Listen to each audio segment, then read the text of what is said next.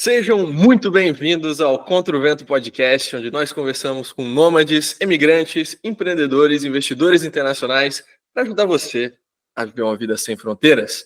Meu nome é Francisco Lito, vai ser o host de hoje, falando pela última vez de Assunção, no Paraguai, completando meu 1 mês aqui de estadia no país, que eu peguei a residência, abri conta, etc. E indo para o Brasil agora, curtir a família por um tempinho antes de voltar a viajar. E hoje, como co-host, temos pela primeira vez o Léo. Vocês devem conhecer talvez da nossa equipe de marketing, tá direto no Insta aí. Léo, como que você tá? Tá falando de onde? Fala pessoal, prazer, eu sou o Léo, como o Francisco já me apresentou aqui, sou gerente de marketing ali da Seti, sou o cara da comunidade também, então de vez em quando eu apareço ali no Instagram, no Twitter, né, para falar com vocês. Muito feliz por estar aqui sendo co-host pela primeira vez, acho que é uma bela adição, sou mais bonito que o Danilo, né, então acho que vai ficar legal. Eu tô falando aqui de Floripa, Santa Catarina, que é onde eu moro, onde tenho toda a minha família ainda, e é isso, espero fazer um episódio bem legal aqui com o Júlio, que já é nosso parceiro aí faz um tempo já, Júlio com a Patrícia. Isso, justamente a conversa de hoje é com o Júlio Santos e a Patrícia Trevisan. O Júlio é executivo de finanças corporativas, fundador e apresentador do podcast Tapa da Mão Invisível, em que inclusive já fui convidado algumas vezes, recomendo, inscrevam-se no Tapa, e também é embaixador da Free Cities Foundation. Já a Patrícia é farmacêutica com mestrado e doutorado na área de genética humana e atualmente ela atua como, vamos lá, citogeneticista no Colorado Genetics Laboratory, no Colorado, Estados Unidos. E é de onde eles estão falando atualmente. Júlio, Patrícia, como que vocês estão? Estão falando de onde? Oi, gente. Oi. Então, a gente está falando de Denver, da grande Denver, vamos dizer assim, né? Do Colorado, Estados Unidos, onde a gente veio morar no ano passado. Retornou, na verdade, né? E estamos aí. Nós já moramos aqui, né? No passado, nós moramos aqui em 2015 e 2016 e voltamos agora, talvez em definitivo, vai saber, mas voltamos para essa cidade que nos cativou lá no passado e foi muito legal voltar para ela. Uhum. Pô, então, isso também é uma coisa interessante, porque vocês fizeram mudança para os Estados Unidos, digamos, em dois contextos de vida muito diferentes, imagino, né? A primeira vez e agora. Para quem não sabe, de onde vocês são originalmente e como que aconteceu de vocês irem para Denver lá atrás? Bom, eu sou do interior do Rio Grande do Sul, o Júlio também, de regiões diferentes. Eu sou da região central do Rio Grande do Sul, minha cidade é Estrela Velha. Aí, para estudar, para fazer faculdade, na verdade, até para fazer cursinho, e foi onde a gente se conheceu, foi em Porto Alegre, na PUC-RS. E aí a gente se conheceu e os dois fazendo faculdade. Eu entrei, assim, bem resumidamente, né? A gente casou e aí eu entrei para o meu mestrado, fiz meu doutorado e dentro da minha área de atuação do doutorado sempre existiu uma vontade de fazer uma parte, né, do meu trabalho fora. E aí surgiu a oportunidade de vir para o Colorado para realizar o doutorado de sanduíche. E aí eu não vim sozinha, o Júlio embarcou comigo nessa. Lá em 2015. Lá em foi 2015, essa a primeira vez. Porque nisso, né, quando a gente se conheceu, eu fazia administração, a Paty fazia farmácia. Ela foi tocando a carreira dela em Porto Alegre e eu também em finanças. Daí, né? Eu fui especificamente para finanças, daí eu fui tocando a minha carreira, crescendo, mudando de empresa, crescendo de cargos também, até chegar numa determinada encruzilhada que a gente teve lá em 2015, né? Que daí a gente já estava casados, nós já estávamos casados, nós não tínhamos filho, já tínhamos comprado um apartamento em Porto Alegre, nós estávamos sedimentados em Porto Alegre. Eu, no ápice da minha carreira, assim, estava num desafio financeiro muito legal de uma empresa que faturava bilhões, assim, estava muito legal, sendo gestor financeiro dessa empresa, e daí apareceu essa oportunidade, né? O que a gente faz? A gente nunca tinha ido morar fora, seria uma grande oportunidade para ambos, né? Daí eu conversei com o meu chefe na época lá, o que eu poderia fazer para me aconselhar com ele, assim. Daí ele falou, cara, vai, a gente dá um jeito. Daí eu fui, eu vim, né? A gente veio, a Paty veio para fazer o doutorado de sanduíche. Naquela época estava aquele caos da política, porque estava 2015 e 16 estava Dilma quase caindo, né? Ela não tinha caído ainda, né? Então tava aquelas manifestações, aquelas coisas todas, né? Daí a gente veio para cá com a bolsa CAPES dela. Eu peguei e saí de lá, o cara me contratou, a empresa me contratou para ser consultor financeiro à distância, mas eu não conseguia faturar muito, mas consegui manter uma atividade laboral, assim, para manter continuidade, mas não era muito dinheiro. Daí a gente veio com a bolsa CAPES dela e com o nosso patrimônio que a gente tinha guardado, a gente pegou, rapou as contas tudo e veio, só deixou um dinheirinho lá para pagar as 12 parcelas do financiamento e os 12 condomínios que eu teria enquanto a gente estava fora. E só deixou isso numa conta lá e veio. E daí a CAPES deu o rolo lá, que trancou, né? Teve um período que foi meio tenso, acho que para muita gente, inclusive para quem estava no Brasil também, mas para quem estava fora, que tiveram alguns atrasos de pagamento. E aí todo mundo estava muito nervoso. Chegou uma época que eu estava muito aflita e muito nervosa aqui, achando que a gente ia ter que voltar o meu trabalho pela metade, né? Porque poderia cortar a qualquer hora. Porque era aquela coisa, como era só a bolsa que a gente tinha até então a gente estava naquela, né? Claro, isso tudo era tudo que a gente pensava, que a gente poderia ir morar no porão da casa de algum amigo nosso também, que era só nós dois, entendeu? A gente poderia, no desespero, assim, daí tu tira o aluguel da conta, que era o principal, e vai morar no porão de alguém, e funciona, porque as casas aqui nos Estados Unidos são gigantescas, né? Então tem pessoas que têm um porão que é um apartamento mobiliado. E também, nada a gente tinha pensado, pedir dinheiro para a família, sei que a gente não tinha pensado nenhuma hipótese assim, o extremo era não temos, vamos embora, ou, claro, aí daria-se um jeito, mas no fim aí depois só foi um atraso, foi acho que um mês, eu nem me lembro, mas assim, foi bem pouquinho e a gente conseguiu dar conta e dar um respiro. E a gente veio com visto J, né? Ela veio com visto J de pesquisador. E eu vim com o acompanhante, né, de J2. E daí esse visto, se pede autorização de trabalho, consegue muito rápido. Então a gente chegou em agosto aqui, fim de dezembro eu recebi a minha autorização de trabalho. Então eu recebi a autorização de trabalho, em janeiro eu já comecei a buscar emprego, né? E daí eu fui... Bem rápido, até 3 meses. Foi 3 meses, tu tinha que ter eu apliquei em setembro ou outubro e veio em fim de dezembro. Tinha que ter um X tempo morando, não sei quantos dias morando aqui para depois iniciar. Na época, né? Eu não sei agora como é que estão essas regras, mas na época era assim. Eu me lembro que início de janeiro eu já tinha ele na mão. Daí eu tentei fazer entrevistas na minha área de finanças, o pessoal nem aí para o currículo da PUC, né? Porque importa que é PUC, ninguém nem aí. Daí eu fui trabalhar de serviço braçal. Daí eu fiquei, tipo, de janeiro até, que é agosto que a gente voltou, até julho, né? Eu fiquei trabalhando numa cervejaria que era restaurante, lavando louça e ajudando na cozinha, assim. Mas foi uma experiência sensacional. Eu era o único estrangeiro, então eu peguei num restaurante bastante raiz, assim, americano. Eu era o único estrangeiro, daí foi muito legal para me adaptar com a cultura americana. E começar a tomar cerveja, que eu não tomava cerveja, daí eu aprendi a tomar cerveja. Eles davam um pint para os funcionários todo dia. Teve experiência clássica de brasileiro imigrante, né, cara? Cheguei lá, foi muito legal. Trabalhar de garçom, depois cresci na vida. Não, muito bom. E era muito legal, porque os caras me apresentavam para os outros, assim, esse aqui é um gestor financeiro que lava a louça nossa. Eu apresentava assim para eles. Para eles era muito bizarro, entendeu? A gente falava de finanças, os caras com um nível de finanças muito baixo, assim, daí eu falava isso com eles, e eles achavam o máximo poder conversar isso comigo, né? Então foi uma troca muito boa. Massa. Ganha muitos contatos trabalhando em indústria de serviço, que você está falando com o cliente o tempo todo, né?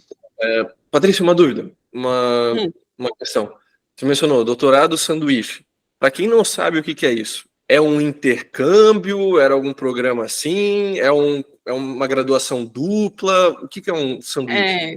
Então, o sanduíche que eles dizem que é justamente como um sanduíche, né? Como se diz. Então, tu inicia no Brasil, no caso, tu faz uma parte do teu trabalho fora, com um orientador de fora, numa instituição, e depois tu retorna para finalizar. Então, e aí a bolsa, todo financiamento disso vem da instituição brasileira, que no meu caso foi a CAPES. Então eu iniciei, montei projeto, a gente enviou para a CAPES, inicialmente para eu entrar no doutorado. Então eu tinha um projeto para iniciar, para entrar no doutorado.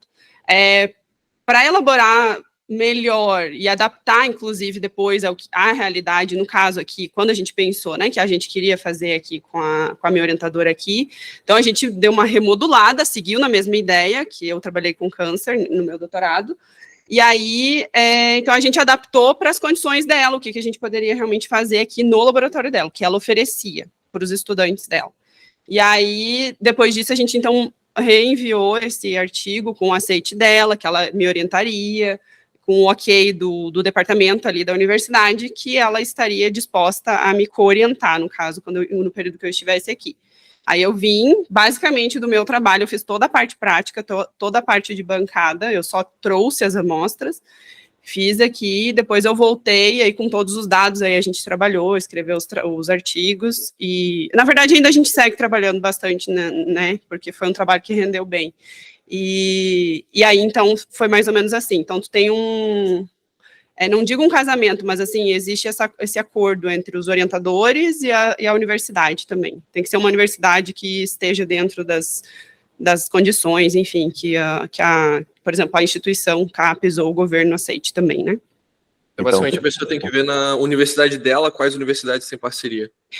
Na verdade, assim, eu já tinha uma base que aqui a universidade tinha, porque eu conhecia. Então, por exemplo, o meu primeiro orientador, ele veio há, sei lá, 20 e poucos anos atrás, ele veio, inclusive, trabalhou com essa orientadora aqui, ela é brasileira, mas ela já mora aqui a vida inteira, e depois o filho dele, depois de uns anos, o filho dele também veio, então a gente já sabia que já existia isso, então se é uma coisa nova, provavelmente tem que ver se existe essa... Mas a grande maioria, sim, a grande maioria das instituições grandes, assim, elas contemplam, né?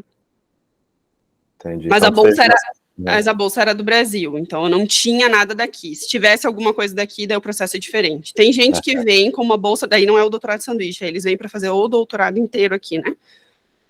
Com uma bolsa daqui. Daí a bolsa daqui são outras regras, daí a pessoa tem que aplicar para cá, para as regras daqui. Então, tu teve certa liberdade de escolha, mas por causa da tua faculdade. Mas fui muito guiada, eu já tinha mais já sabia, já tinha noção. Isso, já tinha mais ou menos uma ideia, a gente já assim, não se conhecia, mas eu acabei sendo uma referência dos meus orientadores para ela aqui, então ficou um caminho um pouco mais, assim, vamos dizer, mais fácil, né? Natural. A gente já tinha, que a gente já tinha esse contato. Até uma das vezes que ela foi para o Brasil, eu cheguei a conhecer ela, assim, né, numa palestra e tal, então foi bem legal. E aí, como você mencionou, o sanduíche, né, inicia no Brasil, faz parte do exterior, volta para o Brasil, imagino que tinha uma obrigatoriedade de você voltar, né, não poderia ficar de uma vez se quisesse. Mas vocês, tendo que fazer essa volta, vocês voltaram com aquela ideia de, pô, eu gostaria de voltar a morar aqui, ou foi uma experiência legal, mas queremos agora ficar no nosso imóvel e Tava um caos o Brasil na caos, época, cara. eu me lembro que quando a gente veio, eu lembro que eu falei, nossa, eu tô com o coração partido, eu quero ver que esse ano passe rápido, assim, por mais que eu quisesse, né, eu pensava, ai, tomara que passe rápido, né, porque, enfim... A nossa família não veio no porque o dólar disparou, foi bem naquela época, dólar, né? Foi o ápice. E aí, na nossa volta, daí foi o contrário, eu voltei chorando. Né? Era um mix de Era coisa. muita coisa. Um assim. ano sem ver a nossa família, mas uma tristeza por voltar aqui. Tipo, o nosso apartamento em Porto Alegre ficava num bairro bacana, Petrópolis, assim, não era um apartamento top, mas era uma região legal, sabe? E daí, enquanto a gente estava aqui, mataram uma guria na porta do nosso prédio, entendeu? Mataram uma guria, sabe? Era só notícia ruim. Os nossos amigos sendo assaltados, aquele caos, assim, e aquele pavor. Era greve da PM, direto, um monte de coisa começou a acontecer. A gente botou o nosso apartamento para vender, a gente estava aqui ainda. De tanto assim que a gente botou na cabeça que a gente Porto Alegre, a gente ficou muito traumatizado, sabe? Foi muito difícil, assim, foi muito... A gente ficou muito, sei lá, a gente não andava mais na rua quando a gente foi para Porto Alegre, sabe? Ali tava começando o Uber, né? Aquele ano aí foi o ano do boom do Uber, né? A gente provavelmente foi um hard user de Uber em Porto Alegre no início ali. A gente usava direto para tudo, porque a gente ficou muito receoso de andar na rua. Foi um caos, cara, foi um caos. A gente chegou no Brasil no dia que o Temer assumiu de vez, dia 31 de agosto de 2016. Ele foi lá quando o Senado aprovou e daí o Temer assumiu de vez.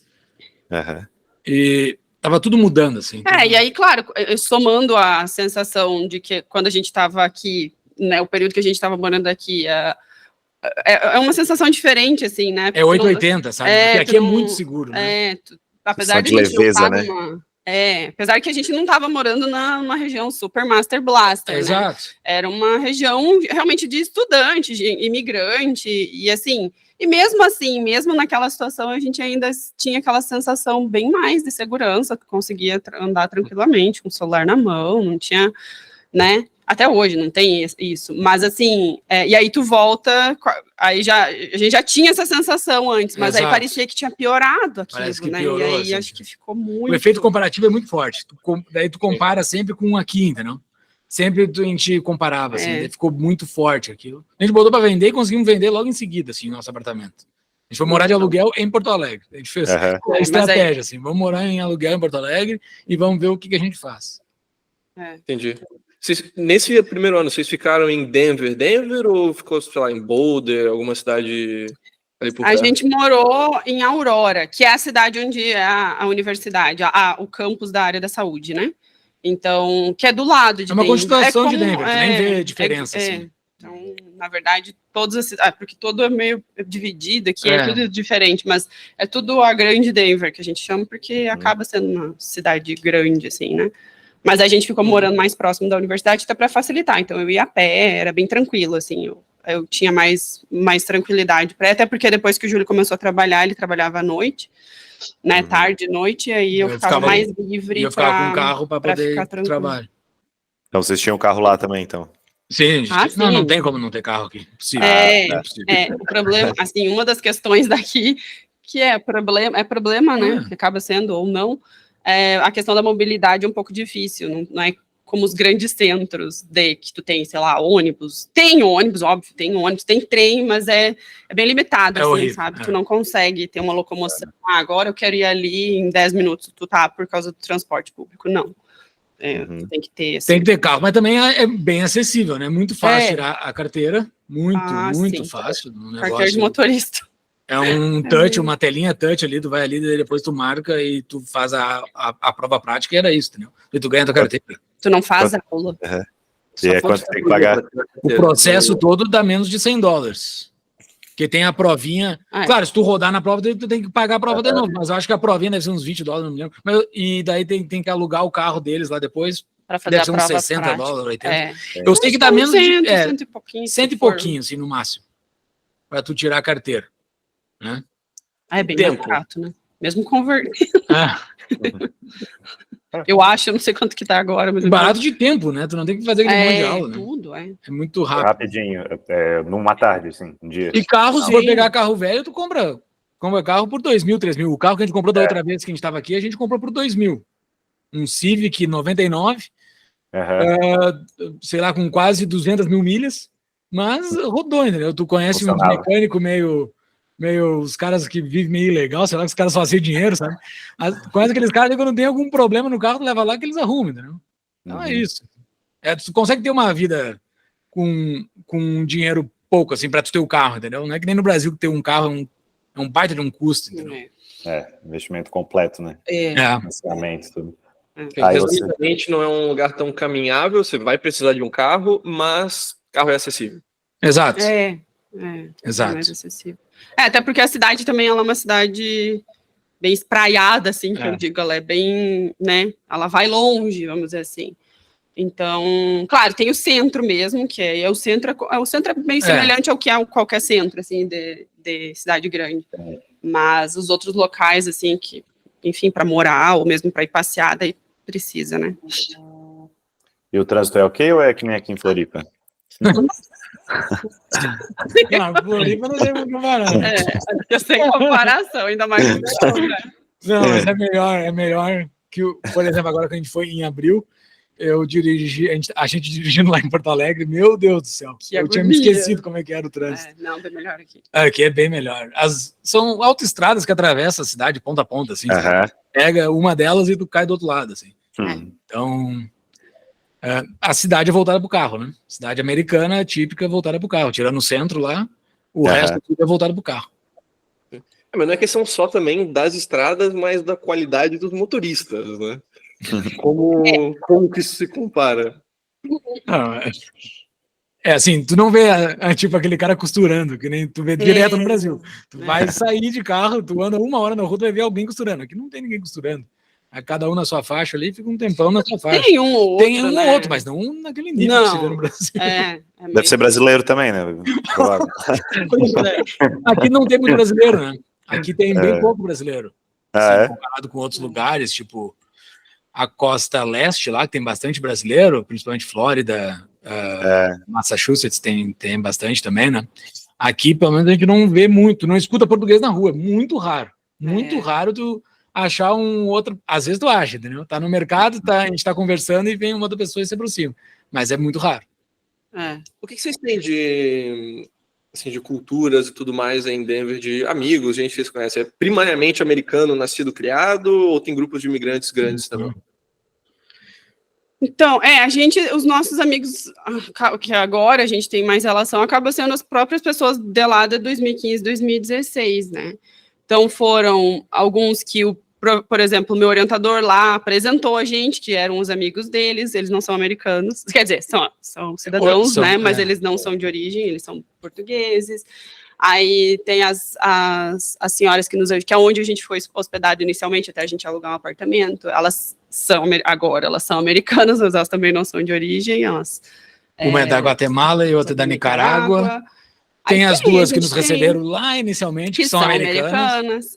Então, aí o meu contato maior acaba sendo também com as pessoas do laboratório, e aí são todos americanos. Tem uma outra brasileira lá que também trabalha, mas basicamente a maioria, ou quase todos, são americanos. Mas assim, do nosso... Agora que a gente está tendo um pouco mais de contato com americano mesmo, assim, né, e fazendo novas amizades, é em função da escola do Pedro. Então, a gente está conseguindo ter contato com os pais. Que era o que a gente estava tendo em Brasília, né, aí veio pandemia e tudo mais, mas é onde a gente começa agora a ter um novo círculo de amizades, né, porque vai mudando os coleguinhas do Pedro. Né? Então... os aniversários, daí a gente vai no aniversário deles, agora daqui a algumas semanas é o aniversário do Pedro, que eles vão vir no aniversário do Pedro, daí aí começa, né? Ter essa proximidade e tá todo mundo mais ou menos na mesma ideia, né? Ou na mesma etapa da vida, vamos dizer assim, né? Que é ter a criança naquela fase de idade e tudo mais. Tem assuntos em comum para trocar, né? E sim, até a questão de ajudar, né? Isso a gente percebe bastante, assim, deles aqui, pelo menos com quem a gente teve contato até então da escola ali dele, todo mundo super solícito, super tranquilo para ajudar, porque é tudo meio diferente. É bem doido, meio diferente. É diferente assim, o sistema educacional. De se adaptar, assim, pelo menos para a gente, né? Não tem um MEC dizendo como é que vai ser tudo, entendeu? Não tem, tudo diferente. Tem vários tipos de coisas que podem ocorrer naquela determinada idade, que é isso que a gente vai descobrir agora no ano que vem, que o Pedro, ele tem 4 anos, está fazendo 4 anos, ele está num daycare, né? Então, daycare é pago, né? A gente está pagando daycare, é a crechezinha ali. O ano que vem ele vai ir para o kindergarten, que é o jardim de infância, que daí é público. Que daí tem várias opções, tem vários tipos de escola, vários modelos, tem escola pública, tem charter, tem... Isso que a gente está descobrindo agora, a gente está conversando com os pais para saber o que eles vão fazer, tá? Então tem uma liberdade gigante de escolha para como o seu filho... Não é um caminho só que... Não é só um caminho. Ao mesmo tempo que isso, tu ter um caminho facilita, porque tu não tem escolha, tu vai, aqui tu... Né? Claro, é bom, que claro, tem a limitação pela localização, como é a questão da escola pública, tu tem que ir em uma escola que está dentro da tua área. Mas mesmo assim, mesmo dentro da área, agora a gente está tentando descobrir o que é de diferente uma da outra, e a gente ainda está estudando, ainda quer fazer umas visitas para entender como é que funciona o sistema e tudo mais. Então, é um novo mundo, assim, é uma coisa que eu não imaginava que eu ia ter que aprender tanto, mas aí vamos indo, né, aos pouquinhos. E inclusive o lugar que a gente mora, como da outra vez a gente morou em Aurora, né, do lado da universidade, que não é um lugar muito legal, assim, né? Comparado com o resto dos Estados Unidos, não é um lugar muito legal. Mas como era só eu e ela da outra vez, era fácil, tranquilo, a gente jogava. Agora com o Pedro não dá, né? Não dá porque a gente quer uma qualidade melhor. E a gente escolheu o lugar que a gente está muito pela região escolar, né? Que aqui nos Estados Unidos tem um escolar. Então, o distrito escolar que a gente ficou aqui é de um distrito de uma qualidade muito boa. Para as escolas públicas que o Pedro vai ir depois, ou que seja uma charter, sei lá, ele vai ficar nessa região por causa do nosso CEP, entendeu? Então, a gente escolheu muito aqui por causa disso. Então, imagino que os preços até dos imóveis variem de acordo com a coisa da educação. E geralmente, assim, a gente ainda tá de aluguel, né? Mas, geralmente, o pessoal, tu ouve muito, as minhas colegas, quando eu comecei a falar da escola lá, elas falaram, porque a gente se mudou para tal lugar, para que a gente pudesse pegar a região X para as escolas das crianças. E daí tu começa a entender. Na época estava super caro, mas a gente deu um jeito. Então, é aquela coisa assim, que tu trabalha para que tu consiga fazer alguma coisa para tu ficar tranquilo depois, sabe? Sim. Então é bem interessante esse jeito deles pensarem assim, e tem muito isso, eles valorizam bastante essa questão do colégio público e eles vão. Tem gente que não, né? Quem tem mais dinheiro não, mas assim, Mas é um grande percentual, assim, um grande percentual que é a escola pública. Vai tudo para a escola pública. É o padrão que a gente vê na TV, né? O pessoal aparentemente sim, vamos descobrir o nome. Mas aparentemente sim. Por aí. Isso aqui. Mas retomando um pouco o raciocínio, vocês então voltaram para Porto Alegre, estavam vivendo de Uber, estavam de aluguel, tudo mais. Como que foi o planejamento? Como surgiu a oportunidade de voltar para os Estados Unidos depois? Tá, mas antes disso ainda aconteceu muita coisa. Então vai, conta. A gente estava em Porto Alegre, aí como eu já estava finalizando o doutorado, já começa, quem segue estudando, fazendo pós-graduação e vai, chega uma hora que tu dá uma agonia, dá um desespero, que tu não sabe agora para que lado eu vou, né? E aí era aquilo, eu preciso ver, porque já estava finalizando o doutorado, tinha que achar o lugar onde eu iria trabalhar. Inicialmente, eu tinha muito pensamento da área acadêmica, que é geralmente, assim, quem faz mestrado e doutorado tem bastante isso, vamos para pesquisa, vamos professor, universidade, enfim. Só que estava numa fase muito difícil naquela época. Eu me lembro que teve uma conversando com as gurias, que já estavam até trabalhando em universidade, estava tendo demissão em massa das universidades privadas, assim, dos professores. E aí, quem ficava tinha que abraçar 50 disciplinas e áreas que, às vezes, nem tinha atuação, né? E aí, eu não vou dar conta disso, não, acho que não é isso que eu quero para mim, não.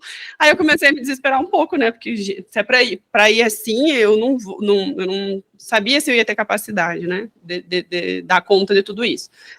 E aí, por uma amiga em comum, enfim, eu descobri, então, que tinham algumas vagas em aberto em Brasília, para um laboratório grande, para a área exatamente de citogenética. E eu estava, assim, já com aquela visão de como estava a questão das universidades, e que como eles estavam numa fase de demissão, eles não iam contratar, né? Aí eu já estava, assim, quem sabe vai ser o laboratório clínico, a parte clínica mesmo, o laboratório de diagnóstico que eu vou me encontrar. E foi muito bom, nossa, foi excelente. Então, eu fiz todo o processo seletivo e aí passei. E aí, a gente tinha que tomar mais uma decisão, porque o Júlio, quando voltou, o Júlio voltou super bem. Eu voltei super bem. Antes de voltar para o Brasil, eu ativei os meus contatos, né? E daí, um cara falou, cara, não bota o currículo no mercado que tu vai vir trabalhar comigo. Daí eu fui trabalhar direto com o cara, entendeu? Numa grande empresa, numa reestruturação que ele estava fazendo numa empresa que a família dele tinha adquirido.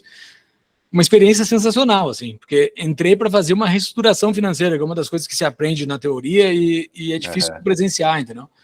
Muito legal, uma empresa recém-adquirida e tudo mais. Daí nisso a parte foi para Brasília, né? E daí eu fiquei em Porto Alegre, trabalhando. Então a parte foi para lá e eu fiquei em Porto Alegre, porque estava nesse desafio, assim, tava um caos, trabalhava, sei lá, 7 dias por semana, 4 horas por dia, mergulhado naquilo. Quanto tempo a gente está falando, assim, um período de uma reestruturação? Cara, eu fiquei 1 ano nessa empresa. A gente conseguiu virar ela para lucro em menos de 1 ano. Conseguiu virar ela para lucro.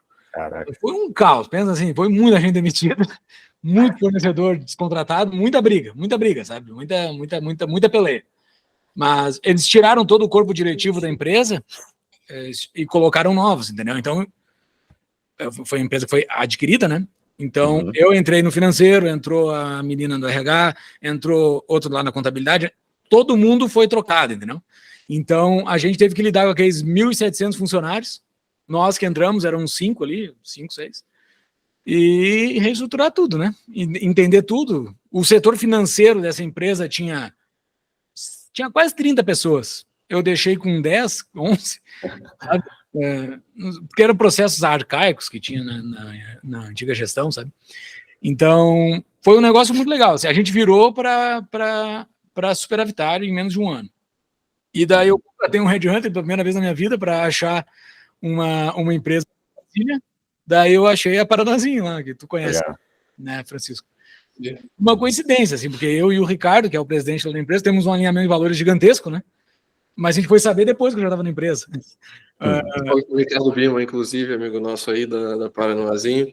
Tu não entrevistou ele ainda, né? Oi? Tu não entrevistou ele aqui ainda, né? Não, tem que chamar para um podcast também para falar da cidade privada que está sendo construída. Exatamente. Aí, satélite de Brasília. Exato. Daí eu entrei por um processo seletivo normal lá, um headhunter achou a vaga e eu fui para Brasília, saí dessa empresa, eles contrataram um outro gestor financeiro e eu fui para lá. E aí, isso era que ano? Isso foi 2000, a Paty foi... Em 2016, início de 2017. A Paty foi em abril, eu fui em outubro, deu 6 meses que a gente ficou morando longe. Ah, tá. Sem Pedro ainda, então. Não, sem o Pedro. Tem o Pedro, isso não tinha Pedro, na época a gente já tinha vendido o apartamento, já estava líquido já, né? Era só se mudar, a gente estava de aluguel num apartamento lá de Porto Alegre, daí encerramos tudo e fomos embora. Ali foi a nossa primeira se desfazer das tralhas, né? Isso é uma das coisas, isso serve muito para a pauta tua aqui, para a pauta de vocês aqui da CETI, né?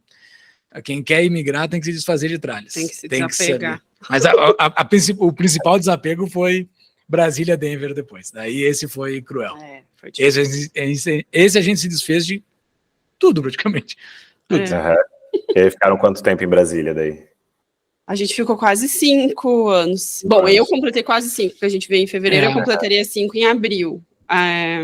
Foi bastante tempo. Aí a gente se estruturou bem lá, o laboratório que eu fui estava super bem também. Veio pandemia, no meio da pandemia. Bom, primeiro eu engravidei, no meio da gravidez eu também tive uma promoção para assumir a gestão do setor.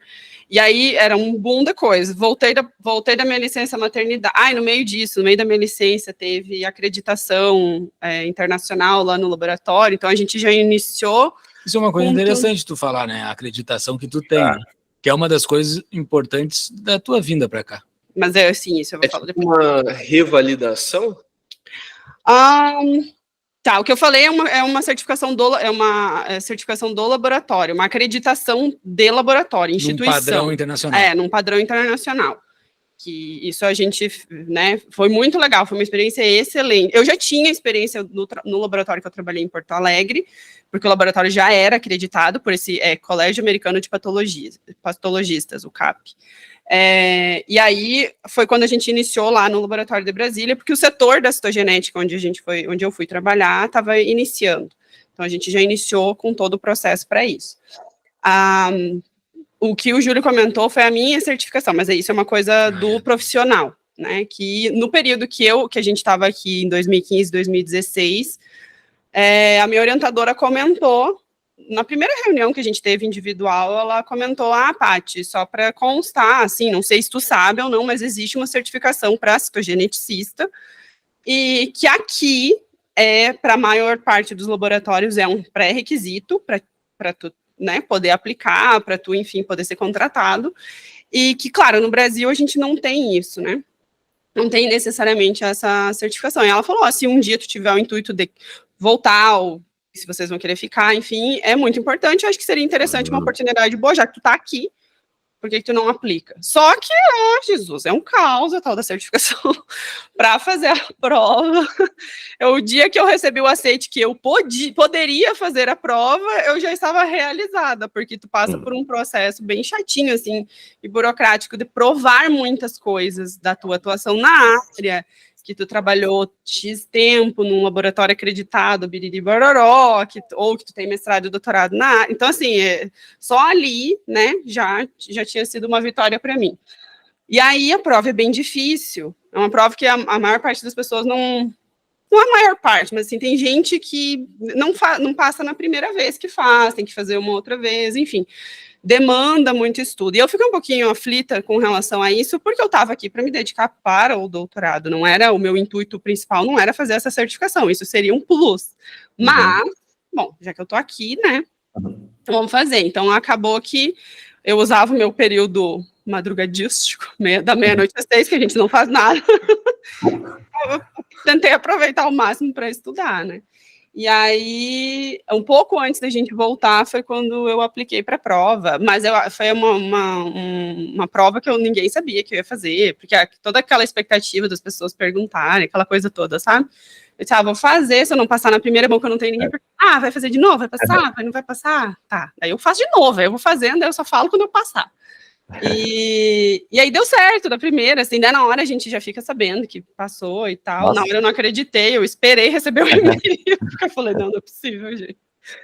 E aí, desde então, aí essa certificação, especificamente para citogenética, existe para outras áreas também. Eu sei que tem para microbiologia, para a área da saúde, eu sei que tem.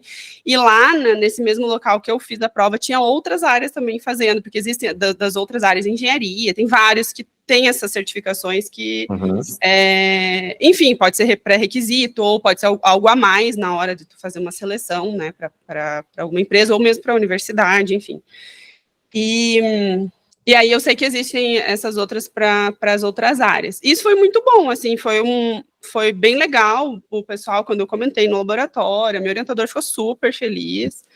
E isso, sim, foi uma das questões, é o conjunto, né, óbvio, mas esse foi um dos pontos principais depois, assim, para o nosso retorno agora. Ter essa certificação foi bem importante. Tá, e quais foram todos os outros pontos, então? Acho que o principal é a questão da experiência, e a experiência como um todo, que aí foi que foram as fases de mestrado e doutorado, que na nossa área não existe uma formação específica, não existe uma faculdade ou uma pós-graduação para tu sair um citogeneticista. Então, por exemplo, eu sou farmacêutica, não é muito comum tu ver farmacêutico na área de citogenética. Tem mais biomédico, biólogo, tem bastante médico também. Mas farmacêutico não é tão comum, porque farmacêutico geralmente vai realmente para a sua área, para a área, né, de atuação mesmo, da farmácia. Foi, então, toda essa questão da parte da minha formação, mestrado, doutorado, a experiência que eu tive. E aqui, o que é muito importante, que eles consideram muito, é a questão de tu falar. Eu precisei, a gente precisa dizer, tu precisa, como é que se diz? Indicação, não é indicação, é referência. Referência. Então. É uma carta de alguém. Não uma carta, mas assim. Sei lá, a gente pode falar então com alguém? Pode, daí tu cita as pessoas. Só que aqui é muito importante isso, assim, porque a pessoa pode. Pessoas, né, porque a pessoa pode te dar uma referência o contrário, né? Então, eu acho que isso foi bem importante, assim, eu acho que o fato da época quando a gente veio, quando eu trabalhei ali no laboratório, acho que demonstrou também a questão do interesse. Então, minha orientadora, ela é super, super, super correta, nossa, ela é super detalhista em tudo, e eu sei que ela foi uma pessoa que, assim, nesse sentido, eu não sei o quanto, mas eu sei que ela me ajudou, porque ela, né, foi um peso, foi um peso, porque ela falou, Paty trabalha bem, então, só isso que eu tenho para dizer, né, e ela me falou depois. Então, isso foi uma das coisas que contou bastante. Claro que isso é o somatório de tudo, né, tu trabalhar bem, fazer as coisas do jeito mais correto possível, eu acho que isso é o que leva, né, mas acho que é o peso do todo. Também, assim, o tempo que você passou estudando lá, mesmo que você teve que voltar, era um sanduíche, mas as conexões que você fez, os relacionamentos e tudo mais, no fim, acabam servindo como referência para você poder ter uma oportunidade ali no futuro, né? O intercâmbio, um sanduíche ou um estudo no exterior, ele nunca é só o estudo, nunca é só sobre o diploma, é muito mais sobre as pessoas que você conhece nesse período que no futuro podem... né? Eu acho que é bem isso que tu falou mesmo. Eu acho que a construção do não só lá, eu estar lá na bancada fazendo, mas às vezes é outra, até as próprias conexões das pessoas que não eram as pessoas do trabalho, o envolvimento, quanto foram necessárias nesse nosso retorno agora, sabe? Do auxílio, mesmo para uma conversa, assim, bem aleatória. Eu me lembro que na época, na hora que, né, Paty, vamos, vocês vêm, foram as pessoas com quem a gente conversou, até para ter a tomada de decisão real, né? E agora, será que... Porque agora, assim, se fosse só eu e o Júlio, era uma outra situação, a gente nem pensaria 2 vezes, viria e vamos lá, né? Vida que segue, vamos lá. Mas aí com uma criança, tu já fica mais assim, né? Tu já fica, bom, então a gente tem que ver todas as outras condições, porque a gente estava super bem em Brasília. A gente não estava numa situação, nós estamos muito mal ou precisamos dar um up na nossa vida. Não, a gente estava muito bem. Os dois muito bem colocados na carreira. A gente morava num lugar legal, não era nosso, e acho que a gente nem passava muito na nossa cabeça a intenção, porque lá em Brasília era bem caro, sabe? Então, onde a gente, né, gostaria. E aí o Pedro estava numa escola boa. Então, assim, estava tudo indo bem. Mas...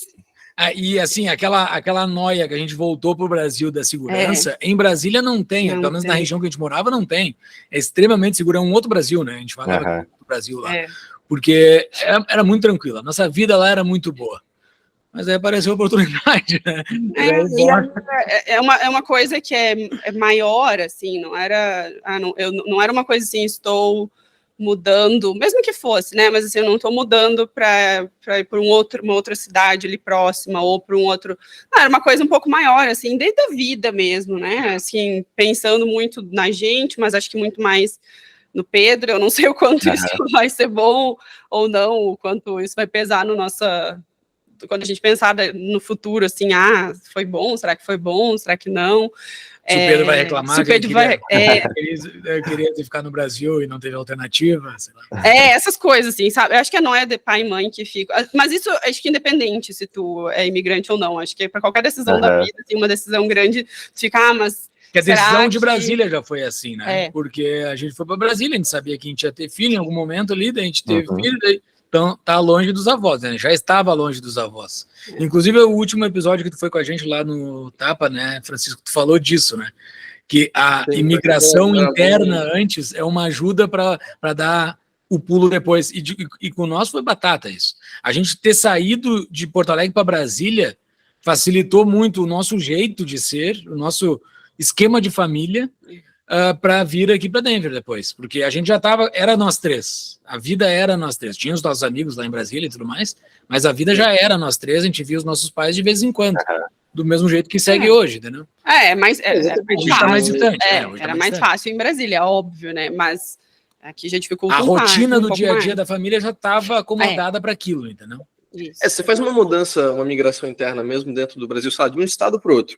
A questão é, se a pessoa não está, sei lá, 2 horas de distância de carro, você não vai ver essa pessoa toda semana. Você vai ver essa pessoa talvez, sabe, a cada mês ou alguns meses, tudo mais.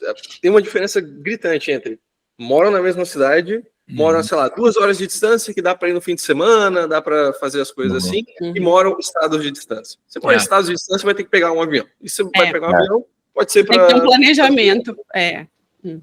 Exatamente. Exato. Aqui tem que ter um planejamento um pouquinho melhor, né? Mas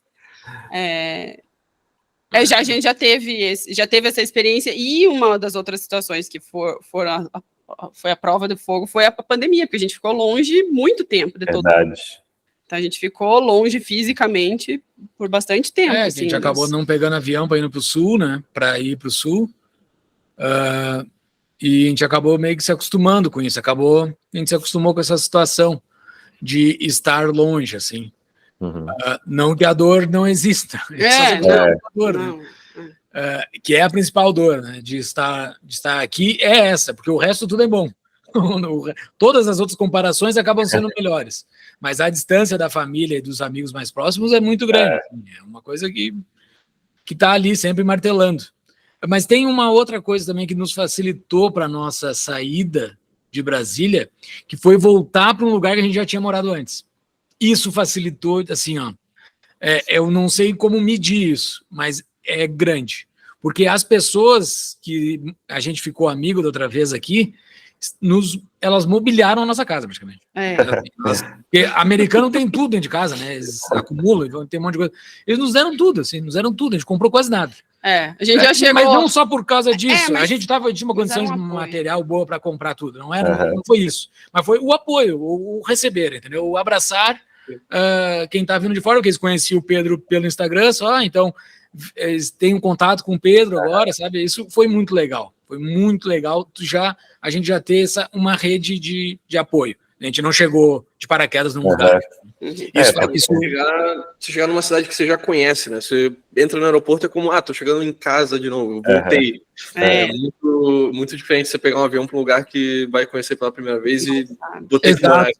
Aquele choque cultural que eu me lembro muito de 2015, eu não tive agora, entendeu? Não tive aquela... Tô num lugar completamente diferente. A gente tá numa outra cidade agora, a gente não tá em Aurora, a gente tá em Centennial, que é uma outra cidadezinha, que é satélite também. Mas a gente nunca morou, a gente nunca veio para esses lados aqui, mas a gente tá de boa, assim, não tem choque. Porque a gente já teve aqui, a gente já pisou por aqui, a gente sabe como é que é o sistema, a gente sabe como é que são os mercados, essas coisas do dia a dia, assim, sabe? Essa coisa do local, assim, é muito interessante. Quem puder pelo menos passar uns 20, 30 dias num lugar antes de ir, assim, eu acho que seria interessante, tu viver esse dia a dia. E é o que a gente recomenda muito também nas nossas consultorias para o pessoal que tem renda remota, ou que trabalha remoto, estuda remoto, enfim. Se você não precisa estar fisicamente em um lugar o tempo todo, faz uma temporada de nomadismo para os países que você considera viver, ou para as cidades que você considera viver. Não vai só de escutei na internet, vídeo no YouTube. Não, pega um mês, pega, sei lá, 2, 3 meses talvez, estoura o vídeo do turista e tenta conhecer gente, conhecer a cidade e tudo mais, para realmente, quando você voltar, já morei aqui, já sei. E não aquela visita de turista, assim, de 4 dias, né? É bom ficar um pouco mais para tu ver a rotina da cidade, assim, ver como é que funciona a cidade num dia de semana, num final de semana, a rotina do que tu faz num final de semana, por exemplo, né? Porque tu vai ter 52 finais de semana, tu vai ter que saber o que tu vai fazer nisso, né? Para não ficar aquela coisa boring, assim, né? Então... E como é que é a vida de vocês aí, então, hoje? Agora mais estruturadinho, com o Pedro... Como é que é o fim de semana? Acho que o difícil, que foi o que o Júlio falou, da nossa chegada, da gente não ter aquele baque inicial, acho que o baque maior foi tudo muito com ele, né? Que a gente já tinha mais ou menos essa ideia, a gente só não tinha a noção de como que era ter um filho aqui, né? E como que as coisas funcionavam. Então, o primeiro baque foi na escola, inicialmente, porque o Pedro, ele ia na escola, mas imagina, a criança com 2 anos, mal falava português, né? Nem sabia direito, ele falava todo português errado, falava tudo estranho. E aí a gente chegou, a alternativa, a nossa única alternativa que a gente tinha na nossa cabeça era colocar o Pedro na escola. A gente não tinha uma alternativa, tipo, vamos ter uma pessoa cuidando dele, porque a gente também não... Eu não ia ter segurança, né? Então, assim, eu sigo trabalhando para o Brasil, eu sigo trabalhando, então eu não tenho visto de trabalho aqui, então eu sigo trabalhando para lá. E o Pedro, ele tem que estar conectado, ele não podia ficar com a gente dentro de uma casa, né? Não dá pra, o homeschooling não é uma alternativa, porque senão ele nunca vai se conectar com os Estados Unidos. A gente não fala o inglês do americano, não tem como ele se conectar. Então ele precisa ir para a luta. A gente largou ele no ringue lá. Ai, Jesus. Foi bem cruel que a gente fez. Assim. Isso foi cruel. Isso foi cruel, porque agora, assim, na hora a gente vai na emoção e sai chorando. Mesma coisa, toda a adaptação que eu, pelo menos, né? Fiz que a gente passou pela escola de Brasília, tudo de novo. E aí, numa situação, assim, completamente, porque ele tentava se fazer entender, elas também tentando entender, era muita mímica, muito espanhol, daí eles tentavam achar as palavras pensando que era parecido com português, entendeu? Cara, foi muito cruel. Hoje, com o pensamento de hoje, eu me sinto muito mal. Na época, a gente estava tão em desespero que eu não me sentia tão... Era uma incursão, né? Mas largar ele na escola, lá no meio de um monte de gente que não sabe falar com ele, foi muito terrível. As primeiras semanas, né? As primeiras 3 semanas, assim, foram as mais tensas. Assim, as primeiras 2 foram bem difíceis, mas as primeiras 3, no geral. Mas passou. É um negócio bizarro. Passou, assim. Foi que... Isso 1 ano atrás. 1 ano e meio atrás, 1 ano e meio. Pensando nesse tempo todo, assim, acho que esse talvez seja um dos maiores medos dos pais, que é, será que meu filho vai se adaptar? Será que ele vai conseguir, né, fazer novos amigos? aprender o idioma e tudo mais. Levando em conta esse 1 ano e meio, foi bom, assim, para... Muito bom. Tá dando um baile na Tá gente. dando um baile. Ele se destrincha tranquilamente. Eu tô aprendendo inglês com ele. Tem várias palavras assim que eu nunca parei para pensar como é que é, entendeu? Eu nunca vou me esquecer. A primeira palavra que ele me ensinou foi cotovelo. Eu nunca parei para pensar como é que é cotovelo em inglês, entendeu? Ele me ensinou como é que é cotovelo em inglês. Tá me doendo, meu não sei o quê, meu. Elbow, sei lá. Elbow. E daí ele falou, ele tinha menos de 3 anos. Uma criança de 2 anos e pouco me ensinou uma palavra em inglês, entendeu? Porque ele estava conectado já. Já não se lembra mais de nada disso que aconteceu, né? Ele veio para cá com 2 anos e meio.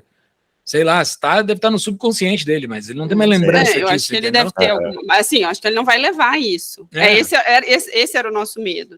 Tanto que a gente conversou com algumas pessoas que são mais da área para saber, né, como que seria, assim, não sendo um trauma, né? Então, acho que é tranquilo. Porque, na verdade, não é. Um trauma é uma coisa muito forte. Não é, assim, a questão trocou de escola e tudo mais. Um trauma é uma coisa muito forte. Então, que pelo menos conversando com a minha psicóloga, isso não é um trauma, isso é uma readaptação. Ele já tinha passado por várias readaptações, que inicialmente foi para a escola, pandemia, parou, voltou. Então, ali ele já teve muita readaptação, né? Acabou que ali já foi. Claro que aqui teve a questão da língua e tudo mais. E do jeito também. Então, assim, a primeira coisa que a gente perguntou... Eu não sei se são as escolas... Que o Pedro...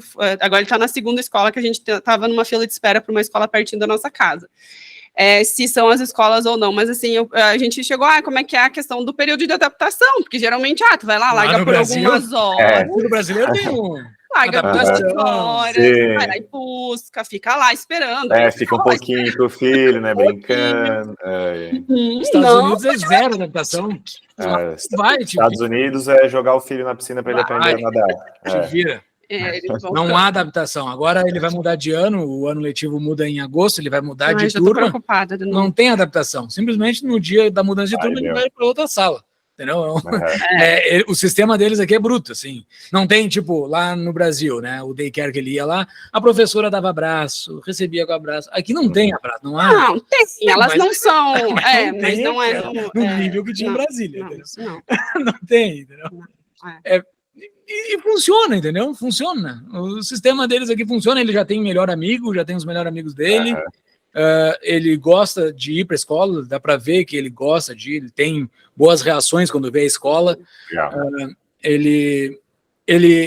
gente tem um sistema aqui em casa é só português e na escola é só inglês, que a gente não quer que ele esqueça o português, que é muito fácil ele esquecer o português, né? Vai ser muito fácil, assim. Que são as nossas amigas aqui, uma que tem filho, ela fala que ela é da Guatemala. O filho dela, ela falou sempre em inglês em casa. Hoje o guri é adulto já, e ele sabe pouco. Ele entende, mas ele não fala. Ele não sabe falar espanhol. Então ele perdeu a segunda língua, praticamente. Você tem que manter o idioma vivo ativo, né, na mente da pessoa. Não, porque a nossa família, né, ele precisa se comunicar, ele vai precisar se comunicar. E outra também, em casa, ele não vai ter um bom inglês, né? Então... vai aprender com eles lá no inglês. Mas é engraçado como que funciona. Então esse já é um próximo passo que a gente está preocupado, como que a gente vai fazer, porque ele vai precisar aprender a ler português também, ele vai precisar aprender, assim, não precisar, mas que vai ser importante também, ler, escrever. Então daqui a pouco vai começar essa fase da preocupação, como que a gente vai tratar essa parte mais do ensino relacionado a isso, porque aqui o ensino também é diferente, né, o jeito que eles aprendem o inglês é diferente. Então isso é uma outra coisa que a gente ainda vai ter que estudar e ver como que a gente vai fazer. Vai ter que ensinar ele a ler em português, né? Porque ele sabe aprender a ler em inglês. Então a gente vai ter que forçar em casa. Esse gente se deu por conta que ele não sabia contar mais que 20 em português. Ele sabia em inglês. Claro que se a gente não ensina, ele não vai saber ainda, não? Quem ensina é eu e a parte só. Em português, não tem outra pessoa que vai ensinar ainda, né? Então são essas coisinhas que a gente tem que ver. E tem várias coisas divertidas que acontecem. Ontem ele tava falando que tem uma camiseta dele que é muito dura. É muito dura essa camisa. Daí eu comecei, era muito dura para tirar, não tava entendendo o que era. Ele tava usando a mesma palavra que em inglês, duro e difícil é a mesma palavra, que é hard. Ele queria dizer que a camiseta era difícil de tirar. Ele tava dizendo, como ele queria falar em português comigo, ele tava dizendo que era dura. Essas coisas que são divertidas no dia a dia, assim. Mas aí nessa questão da adaptação que tu perguntou, acho que foi a principal foi ele. Claro, eu também estava preocupado com a questão do meu trabalho. O Júlio seguiu, mas assim, também tiveram algumas mudanças, questão do horário lá do Brasil, né, para tu estar dentro do horário do trabalho. E eu, claro, com a adaptação também no laboratório em si. mas eu não tive não tive problemas assim iniciais, apesar de eu ter vindo para a minha área, para a área da histogenética, não era uma área que eu estava atuando, não era uma parte da histogenética que eu estava atuando como clínico, no laboratório clínico que eu estava trabalhando. Não conhecia, né? Tu não conhecia não, conheci só uma das meninas que eu conhecia da outra vez quando eu vim. Então, claro, tem toda a adaptação, entender o sistema deles ali no laboratório era um pouquinho diferente, porque é um laboratório só de histogenética, o laboratório que eu estava antes era um laboratório geral, tinha todas as áreas e citogenética, então o jeito de tu lidar é diferente, fora todo o contexto saúde, que saúde Brasil é uma coisa, saúde aqui é completamente diferente. Então, tu entender como que as coisas funcionam, algumas facilidades, algumas dificuldades, as relações profissionais, eu acho que essa foi a parte que mais, assim, eu acho que me tocou muito, assim, deles, assim, porque todo mundo, não da nossa parte, não por enquanto, né, da questão do preconceito e tudo mais, porque acho que essa era uma das coisas que eu mais falava, nossa, né, eu sou... vai comparar com as pessoas que têm super experiência ali e tudo mais, eu já ficava meio com medo, assim, mas era muito legal, assim, desde o início até agora, né, mais ainda, mas assim, o que tu acha, Paty? Como assim, o que tu acha, Paty? Tu me fala o que eu tenho que fazer, que eu vou fazer, sabe? Então, assim, é a valorização da tua experiência, então as pessoas sentavam comigo e me perguntavam, como que tu fazia isso lá? Aí eu, olha que interessante, né? Então, assim, várias coisas. Tem uma coisa, né, que é interessante da tua decisão, porque a Paty estava como gestora lá já, né? Aqui ela desceu para a parte prática de novo. Então, ela no Brasil estava como gestora, ela tinha sido promovida durante a gravidez, a empresa que ela trabalhava lá era muito legal, uma empresa bem bacana, assim, de conhecer. Reconhecer uma colaboradora durante a gravidez é uma coisa muito difícil, né? Aconteceu isso lá no Brasil, mas aqui desceu, voltou para o operacional, entendeu? E tá aquele pau, tá funcionando perfeitamente. Legal. E aí é legal, assim, de ver, é bonito de ver, assim, essa troca de experiência, as pessoas que têm 30 anos de experiência na área, perguntando o que tu acha. Eu sou um pouquinho, gente, eu não acho nada. Então é legal, assim, que existe essa troca, e eu não sei se é porque é o laboratório que eu tô, mas, assim, o que eu vejo no geral, as pessoas, elas são super polidas, super educadas, não tem mimimi, né, não tem muito nananã, as pessoas, elas falam, se elas têm que falar alguma coisa que tu precisa melhorar, elas vão falar, óbvio que elas não vão, né? São bem diretas, né, aí nos Estados Unidos. Não, assim, não são grossas nem nada, mas elas vão chegar, olha, acho que era melhor a gente fazer assim, ok. E aí tu aceita aquilo, é uma verdade. E ao mesmo tempo, quando a pessoa te elogia, tu aceita, tu entender que aquilo é uma verdade, tu aceitar aquilo ali também é. Eu acho muito engraçado, porque a minha amiga brasileira, ela também ela falou assim, a gente tem sempre como se fosse uma desculpa, as pessoas dizem, nossa, que bonita a tua blusa. Sempre tenta desmerecer. Ela foi barata, foi baratinha. Que legal, como tu conseguiu fazer uma lâmina bonita, né? Não foi nada. Nem foi nada, nem fiz pronta. E aí até daí depois a gente conversou, não, diz que tu fez, não, é legal, aceita. Verdade, isso é muito cultura do Brasil, verdade. Só diz obrigado, e tá bom. Só dizer obrigado, tá? Agora eu tenho que me começar só para dizer obrigado. O milionário que tem uma mansão e fala, eu tenho uma casinha, né? Coisa padrão, assim, brasileira. Que é nosso, é da nossa cultura, a gente é assim, né? Muito. Mas é interessante. Eu ia falar que, inclusive, de não falar diretamente, tipo, feedbacks negativos, né, ou construtivos para as outras pessoas. Aqui tem todo aquele jeitinho que vai e dá bom dia, falar sobre isso, né, e tentar achar um outro ângulo, acho que é muito diferente aí, né. Mas, assim, até pelas situações mais, assim, algumas situações, né, enfim, que, óbvio, todo mundo passa, mas, assim, situações mais difíceis do dia a dia mesmo. A questão de tu falar, mas tu já tá dando ali a resposta. Quem sabe a gente não faz assim, mas vamos fazer por esse outro lado? E foi, pronto, todo mundo aprendeu a lição, seguimos em frente, sabe? Aquela coisa não é aquilo que fica, martelando, vamos martelar de novo, né? E aí a pessoa, dependendo do jeito da pessoa também, né? Ela pode levar aquilo ali como uma coisa ruim. Mas, então, isso é uma outra coisa que tem que entender deles, que eu pelo menos vejo, assim, bastante do jeito que as pessoas, elas agem, elas são mais diretas, tanto para te dar uma ajuda naquilo que tu precisa, mas também no elogio, tu sente que aquilo ali é verdadeiro, assim, sabe? É bem legal, assim, o jeito. E não é nada de mimimi, não tem nada dessas coisas, assim, não, Patrícia, não, né? Você foi muito bem. Tá bom. É interessante, assim, é bem legal, assim, é uma vivência diferente, eu não tinha essa vivência, assim, mais... É toda uma cultura, né? É cultura, é o jeito das pessoas, assim, no geral. E acho que é legal que o Pedro já vai crescer nesse meio, né? Vai crescer talvez mais independente. Então, mas o próprio jeito dele era uma das coisas que a gente falava, o Pedro, ele tem um jeito mais... mais frio, assim. Não é frio, mas assim, ele já não é uma mais criança. Frio do que o padrão, assim. Ele não é uma criança carinhosa. Tanto é que ele tinha umas dificuldades, às vezes, na escolinha lá em Brasília, na escola em Brasília, que os coleguinhas tinham muito amor e muito touch. E aí ele não tinha, aquilo para ele não era bom. Então, assim, de certa maneira, até a gente percebeu que, acho que até a questão da adaptação dele foi melhor aqui, porque não tem muito essa coisa do contato. Então, acho que isso foi bom até para ele, assim, que ele se adaptou mais fácil. Uma das coisas também dessa mudança, assim, eu acho que isso deve valer para qualquer país, mas que para nós tem sido muito fácil, é tu te conectar com a cultura local, assim, né? Não dá para tu ficar pensando que tu vai, vamos dar um jeito de fazer uma festa junina com os meus vizinhos. Não, os caras não é isso, não tem carnaval, não tem festa junina. Esquece, olha pela TV, faz uma videochamada com alguém, entendeu? Te adapta com eles, é Thanksgiving, é Halloween, é as coisas deles aqui, se conecta com isso, entendeu?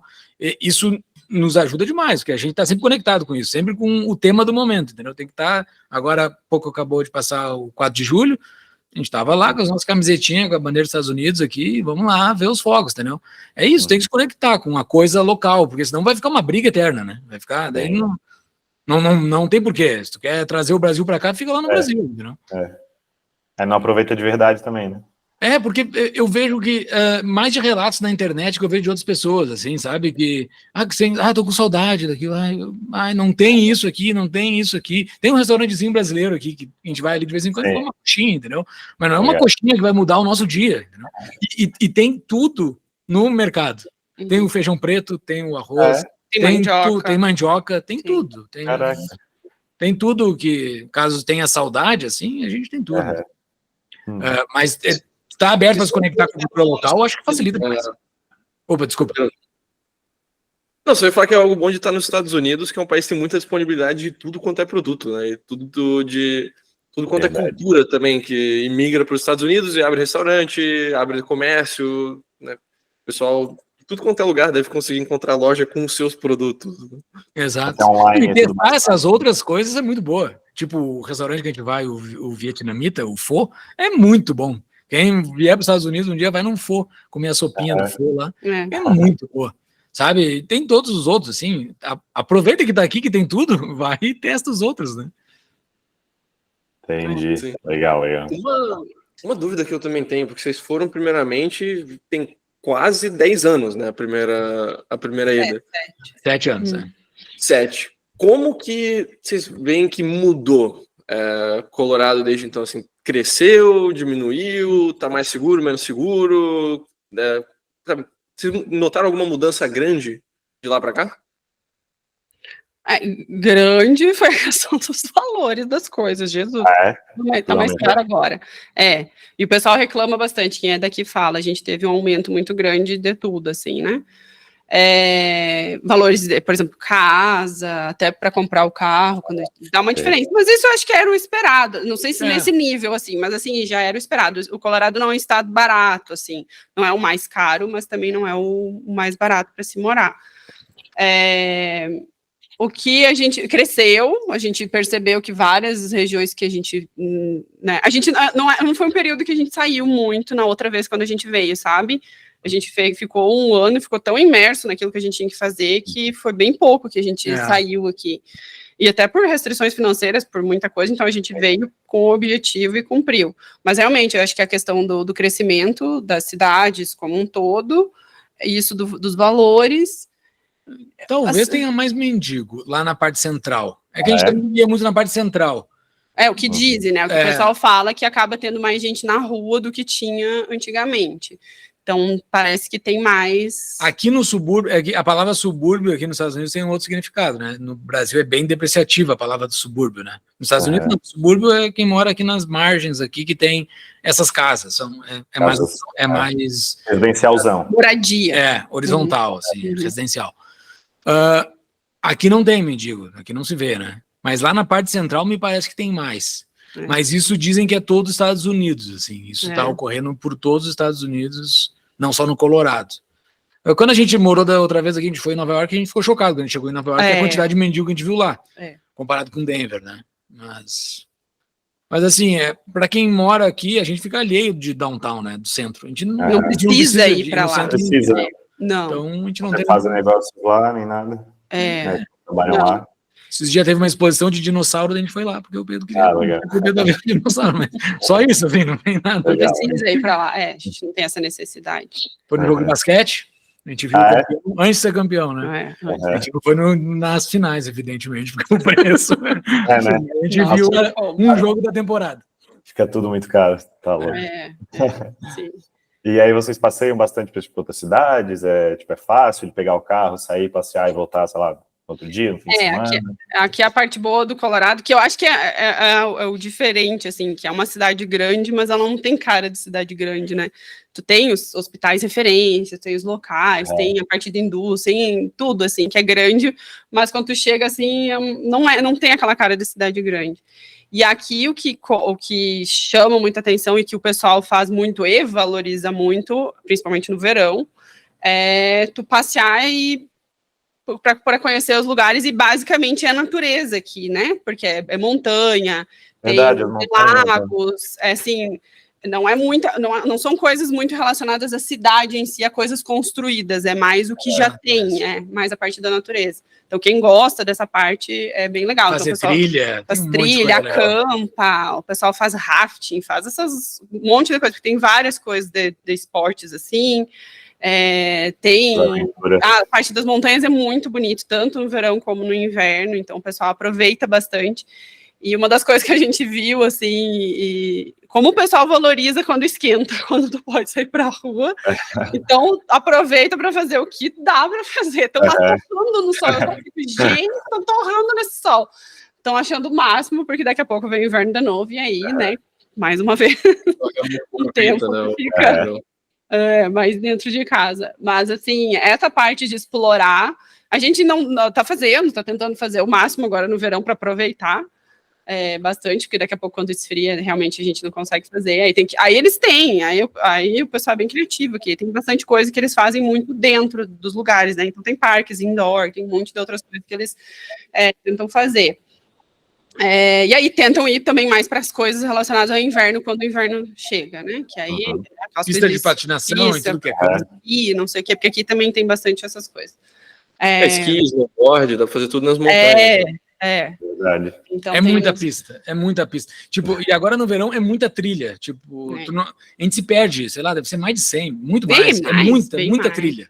Tu não sabe em qual ir, sabe? De tanta trilha que tem.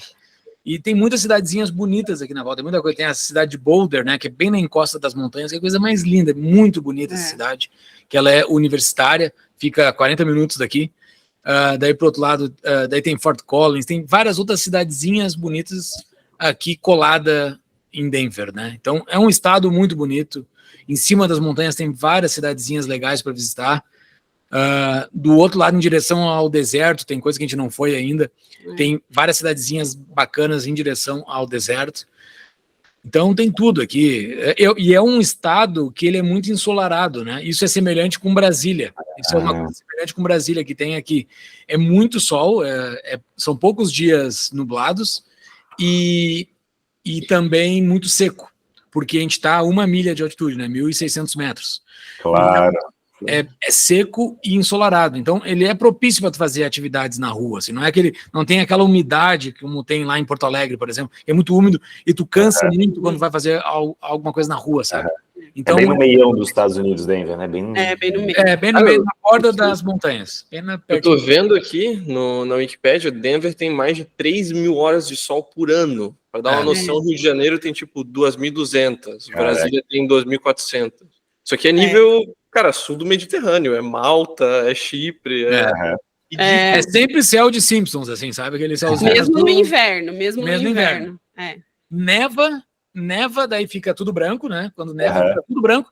Daí passa a neve e fica tudo azulzinho. Então não tem aquela experiência de quem vai para a costa leste, que depois da neve fica aquele lodaçal. Aqui não tem, porque já derrete tudo, né? Já derrete tudo muito em seguida, assim. E o que derrete evapora. Porque é seco. Porque é seco. Então... Agora que vocês estão falando, acho que eu sei mais ou menos como é, porque eu já fui para Calgary, que é em Alberta, né, no Canadá, e é bem no meião do Canadá, e tem as montanhas tapando tudo na esquerda. Exato, que nem aqui. Eu cheguei lá, acho que dia 30 de agosto. Foi o único dia que choveu. Aí eu voltei em dezembro e, tipo, não choveu mais nenhum dia. Neve o tempo inteiro, né? Porque lá é mais frio. E aí eu bem aqui por um tempão, né? Mas acho que é bem parecido, né? Tinha montanhas também, que muitas trilhas, muita coisa de esqui e deve tal. ser o mesmo... Deve ser uma coisa também que é maravilhosa, assim, você tá numa cidade, sei lá, por exemplo, Montevideo, Uruguai. Cidade é massa, mas você olha ao redor, não tem nada. Aí você vai para Denver, você pousa no avião, você olha para fora e tem aquela cordilheira gigante para todos os lados. É algo que, sabe, você tá andando, caminhando no seu dia, daí você olha para cima, uau.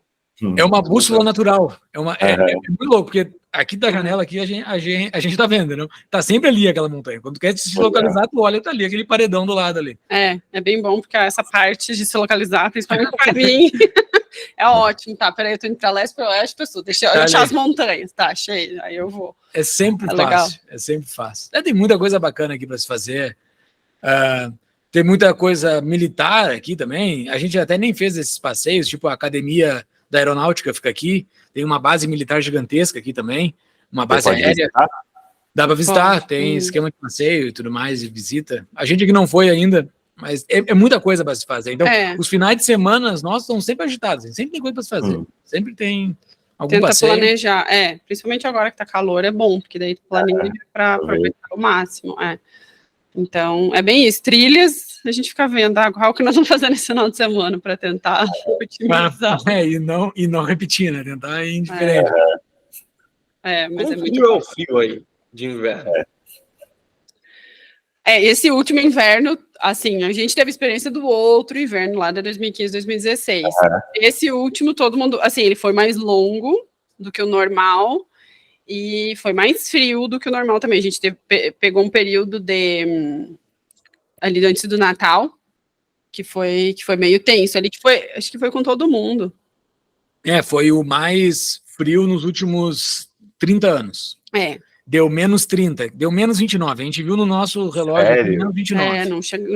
Outra vez a gente não pegou isso, não. Não, fazia 30 anos que isso não dava aqui, entendeu? Aquela experiência de jogar água pra cima e ela cair em névoa, assim, a gente fez. A gente pegou a água, tirou pra cima e ela caiu. Meu Deus. Vocês são de boas com esse frio? Oi? Desculpa. Vocês são de boas com esse frio, assim? Vocês toleram? Dentro de casa não sente. Eu sei que dentro de casa não sente. Canadá é assim também. Limita bastante a questão de tu estar na rua, principalmente quando tu tem uma criança pequena em casa também, né? Porque daí tu tem que tentar exercitar a criatividade, inventar algumas atividades em casa. Mas foi assim, a gente foi numa boa, né? Passou esse friozão que deu ali antes do Natal, que foi esse recorde antes, assim, que nunca tinha dado até 30 anos. Aí todo mundo, essa parte da comunicação que eles têm com os moradores é muito legal, assim. Então vem avisos no celular, ou tornado, ou temporal, ou quando era muito frio, eles davam as instruções. Deixem as portas XYZ abertas, não sei o que, não façam isso, não fiquem mais que 10 minutos na rua, 15 minutos, né? Não fique mais... deixar o nariz exposto na rua. Umas coisas meio assim. Pode necrosar, entendeu? Uhum. Então, tu tinha pelo menos esse suporte. Então, avisado tu tava. Se tu fizesse qualquer coisa, não era por falta de aviso. Tipo, a porta que tem que ficar aberta são as da cozinha. Quando passa o encanamento por dentro, tem que deixar as portas abertas para o aquecedor jogar o ar lá dentro, que pode congelar os canos, entendeu? Mas assim, não deu nenhum problema com a gente. Porque a gente mora em apartamento. Apartamento, exatamente. Então, tu tem toda a estrutura do condomínio que eles tomam conta. Quem tem casa, daí já são outros 500. Que aí é toda uma preocupação diferente. Quando o inverno tá chegando, tu tem que esvaziar o negocinho lá de colocar água na grama. Tem 50 zilhões de coisas antes do inverno chegar. Tem que fazer um monte de coisa no porão para eles. Para tirar a água de dentro, porque ali esfria demais. Tem um monte de coisa, assim, sabe? Fechar o duto do fogão. Tem um monte de coisa que eles têm que fazer quando moram em casa. Para a gente estar em apartamento aqui, tá de boa. E a arquitetura aqui é feita para o clima daqui, né? Então, hoje tá dando 35 graus ali fora. Tá muito quente. E a gente tá de boa aqui dentro. E tem um ar-condicionado que cuida da casa. E entendeu? A casa se isola bem, né? Então, é bom também. Então, com relação a isso, e a gente gosta, não do frio, né, mas a gente até é de boas com a questão do frio, mas... Legal, o Pedro adorou a neve, o Pedro adora a neve, tem que cuidar para ele não comer a neve, porque senão ele fica comendo neve. Mas bem tranquilo. É bem tranquilo. Aí a gente tentou também explorar um pouquinho das coisas para fazer durante o inverno também. A gente recebeu visita perto do Natal, veio a afilhada nossa, então é legal, assim, quando tu tem esses envolvimentos, quando tenta planejar e tenta enxergar sempre o copo meio cheio, flui melhor, né? Melhor que ficar pensando a parte ruim. Já foram patinar no gelo, já? A gente tentou, né? Patinar. Parece tão fácil, no meio da TV fazendo, aí pega aquele andador do gelo. Exato, aquele andador, sim. Aquele andador, sim. Tem que treinar com o roller, pô. Aquele que mete os 4. É o mesmo movimento. Treinar com o roller. Júlio, uma pergunta. Eu não sei se você chegou a se engajar muito, assim, mas você vê muito libertário por aí, politicamente, o pessoal que você. Assim, quais são as ideias políticas do pessoal aí? É um pessoal mais voltado para a liberdade? Tem uma comunidade ativa disso ou não tanto? Cara, eu acho que tem. Eu não entrei em contato ainda com ninguém diretamente daqui do meu condado, aqui do nosso condado. A gente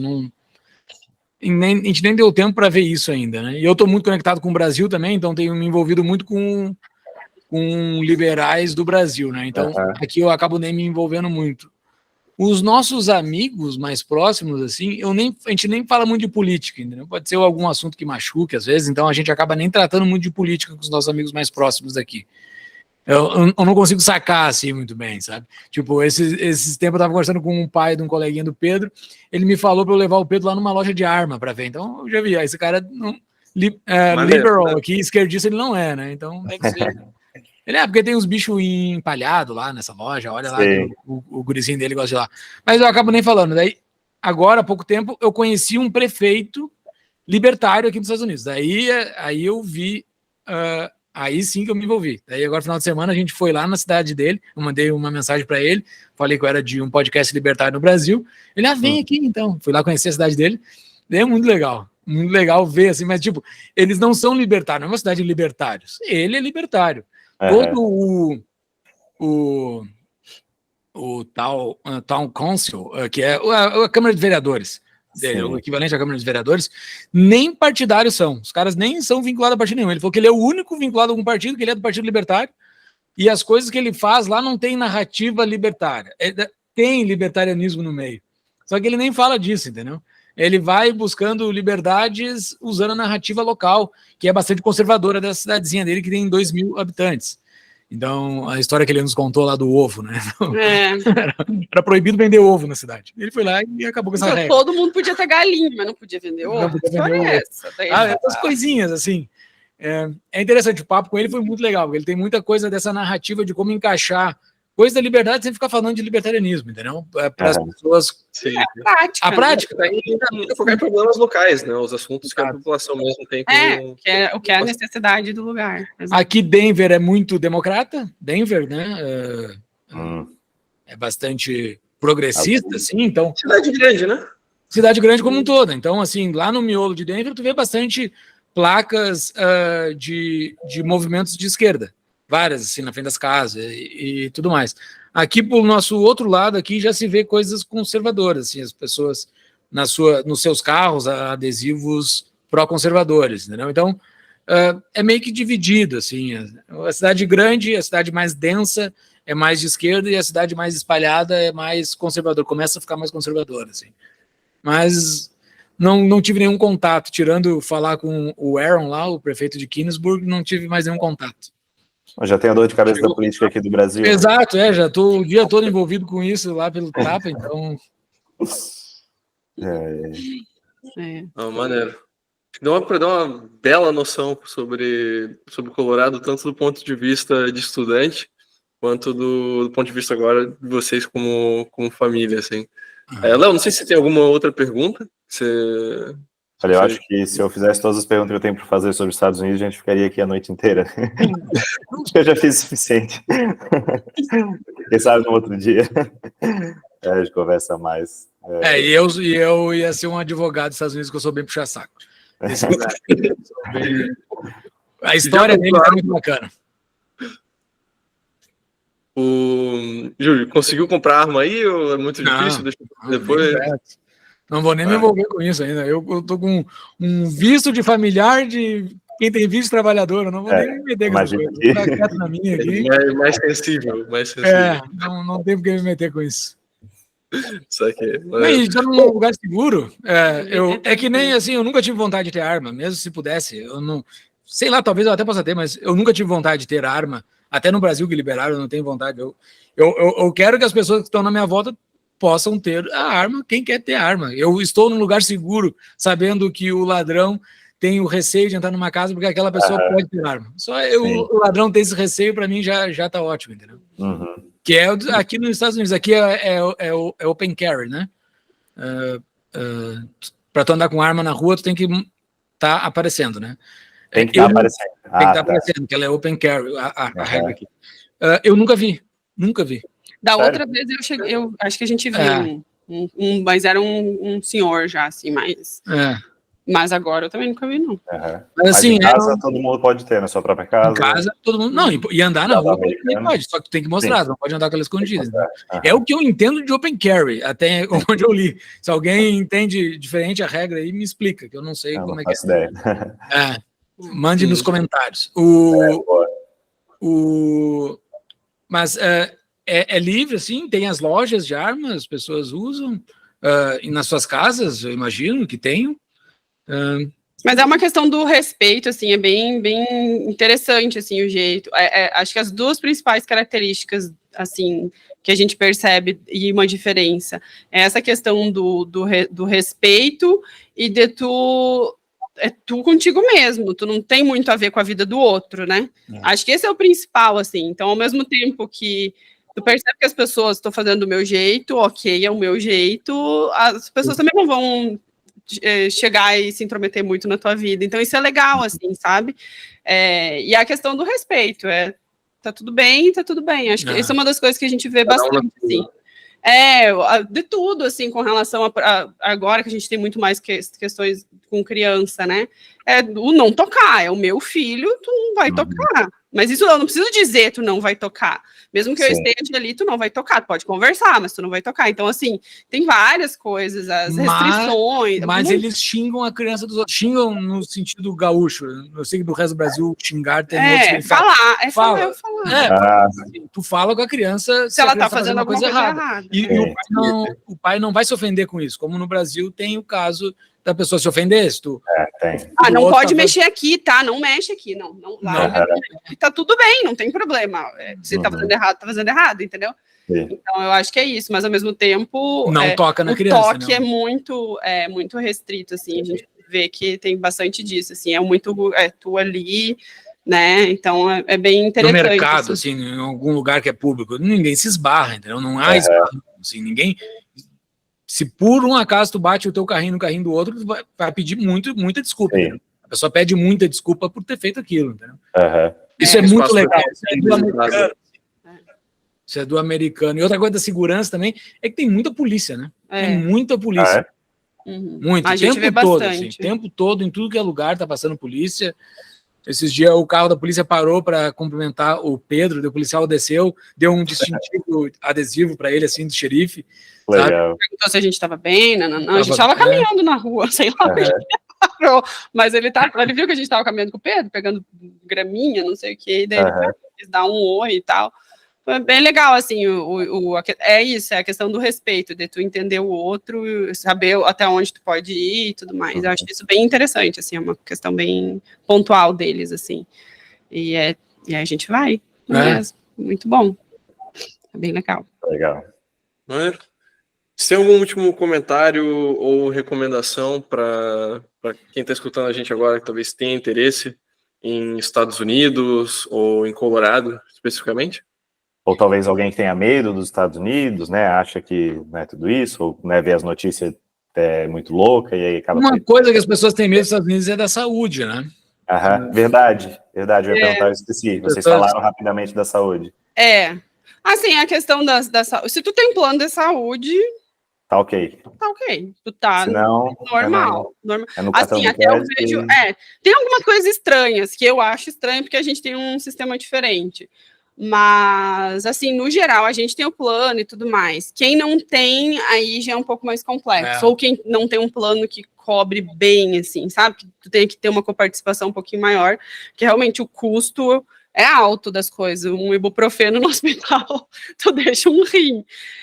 Então, assim, esse é um ponto. Eu acho que esse é um dos pontos bem importantes, porque a gente nunca sabe. É o tipo de coisa que tu nunca sabe em que momento tu vai precisar de uma coisa grande ou não, né? De um tratamento, enfim, de uma internação e tudo mais. Um acidente, né? Um acidente, exato. Então, eu acho que essa eu acho que é uma das questões principais, porque o resto tu te vira. Se tu tiver que morar num lugar mais simples, tu vai morar. Se tu tiver que viver um pouco mais simples durante um período, é ok, dentro das tuas expectativas, óbvio, né? Então, acho que isso é vir com a cabeça muito aberta, quem tem muita vontade disso, pensar num plano A, num plano B, num plano C, se necessário. Aquilo que o Júlio comentou no começo, o desapego, eu acho que é um dos pontos principais também, porque tu não tem como trazer tua vida, assim, tem, mas assim, é um custo alto, enfim, e aqui tu consegue as coisas mais fáceis, vamos dizer assim, as coisas materiais. Então, tu consegue adquirir as coisas aqui de uma maneira mais fácil, mas acho que a questão do ter a cabeça um pouco aberta com relação a isso é bem importante. E isso fez com que o nosso sofrimento de sair do Brasil fosse bem menor. Porque todo mundo que vinha falar com a gente, nossa, vocês recém compraram o carro zero de vocês. Nossa, vocês mobiliaram a casa. A gente vendeu um carro de 1 ano que a gente ia comprar zero. Né? Eu disse, tudo bem, não tem o que fazer. Só ficar se apegando a esse tipo de coisa, tu não vai fazer nada. A gente veio com 7 malas de 23 quilos. Tudo que a gente tem se reduziu em 7 malas de 23 quilos. A gente se desfez de tudo. A gente veio, e isso foi em 1 mês. Que a parte foi chamada e tinha que estar aqui em 1 mês. Um mêsinho, caraca. O que não conseguiu vender, a gente deu para as pessoas amigas, o que sobrou. E era isso, não tem que fazer. Tu tem que pensar que a vida não é só ganha-ganha, entendeu? Em alguns momentos vai ter que abrir mão de alguma coisa. Sim. Então tu abre mão de algo. A gente abriu mão de algumas coisas patrimoniais para isso, entendeu? Tipo, e algumas coisas para dar uma segurança maior, como por exemplo, a parte ia começar no trabalho na primeira semana que a gente estivesse aqui. A gente ia ganhar 7 dias aqui sem a parte trabalhar. Esses 7 dias aqui, a gente pegou um seguro-saúde para nos cobrir 7 dias. Graças a Deus não aconteceu nada. A gente estava ralado, a gente pegou o seguro-saúde por 20 dias. Porque tem que garantir, pode dar alguma M, entendeu? Quando a nossa filhada veio para cá, ela veio com passagem de ida e volta comprada. Ela ficou 20 dias aqui. Mas a gente pediu, pega o seguro 5 dias a mais. Porque se dá algum problema no teu voo de volta, vai ficar descoberto, entendeu? Essas coisinhas, assim, a saúde, tu tem que estar bem cuidado aqui nos Estados Unidos quando tu vem pra cá. Margem. Senão, é bobagem, não vai dar nada, e para nós não deu, foi dinheiro rasgado. Mas se tivesse dado, cara, a gente estava completamente ralado, né? E a falência. Exato. E é bem por uma bobeira. Isso, daí a gente foi se desfazendo de patrimônio no Brasil nesse 1 mês, se desfez tudo, ficamos líquidos, depois a gente começou a trazer o dinheiro para cá, entendeu? A gente se desfez do patrimônio no Brasil, hoje a parte fez a saída definitiva, fez tudo o procedimento certinho, porque ela ganha aqui, né? Então fez a saída definitiva. E as coisas que vocês falam bastante aqui na CETI, né? Eu não fiz, porque eu sigo trabalhando no Brasil. Entendi. Mas tem uma das coisas que tem que se fazer, assim, é procurar especialistas nas coisas, entendeu? Tu não ficar querendo ser autodidata em tudo. Então, procura especialistas das coisas que tu tá fazendo.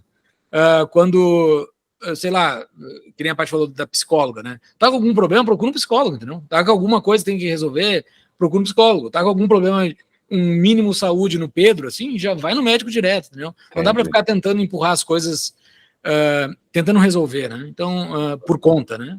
Procura especialista para qualquer coisa. Até nessa nossa própria vinda, assim, né? Todas essas dúvidas de financeira, como que a gente vai fazer? Faz saída definitiva, parte fiscal, a gente consultou mais de um contador, Exato. A gente conversou com pessoas. Pagamos para mais de um contador, para nos darem as ideias. Um advogado tributarista, sabe tudo para fazer tudo certinho. Para que a gente fizesse tudo da melhor maneira, da maneira correta, mas que também fosse bom para nós, né? Então, sim. Eu acho que é o tipo de coisa que é isso. Tu fica no diz que me diz, que o fulano disse que assim, fulano disse que assim. Não, vai na fonte mesmo, sabe? Senão, pega a informação, é mais caro, né? A informação correta, sabe? Eu acho que isso a gente pode utilizar. Agora tá muito mais fácil, mesmo aqui, eventualmente, quando a gente precisa de algum auxílio com alguma coisa, a gente, né, a distância agora facilita bastante com essa questão dessa comunicação online, então fica tudo mais fácil. Eventualmente, eu ainda falo com o pediatra do Pedro, lá de Brasília, porque agora a gente fortaleceu bem o nosso médico aqui, mas assim, em alguma coisa eu mando um WhatsApp para ele, eu posso marcar uma consulta. Teve um dia que eu conversei com ele no meu horário de almoço, eu falei, eu queria tanto conversar contigo, vou tirar umas dúvidas, tipo, da minha cabeça.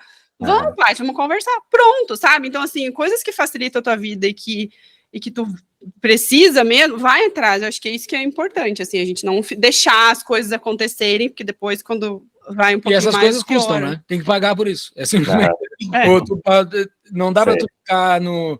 eu vou ir no cara do Instagram ali, do @ do Instagram, que fala sobre esse assunto, entendeu? Que tá dando tudo de graça ali. Não. Pega um especialista do assunto e contrata um especialista do assunto para resolver o assunto que tu quer resolver, seja ele qual for, entendeu? Eu acho que isso... tem que ter em mente, é a mente do empresário, né? Que tu, para investir, tem que gastar dinheiro. Simples, para tu botar um negócio na área, tem que gastar dinheiro. Então, tu tem que gastar dinheiro para algumas coisas. Não vai. Não, a gente não fez isso ganhando dinheiro, a gente fez isso ganhando muita grana, entendeu? A gente queimou o patrimônio, entendeu? Espera que daqui a pouco a gente retome, mas até lá. Mas tu tem que pensar que não vai ter só ganho, entendeu? Não vai ter só ganho. Com certeza. Tem que ver basicamente qual vai ser o pacote completo, né? Você, ok, vou ter que me distanciar da família um pouco, vou ter os gastos da viagem, vou ter tudo mais. E você tem que ver se o que você vai fazer compensa, né?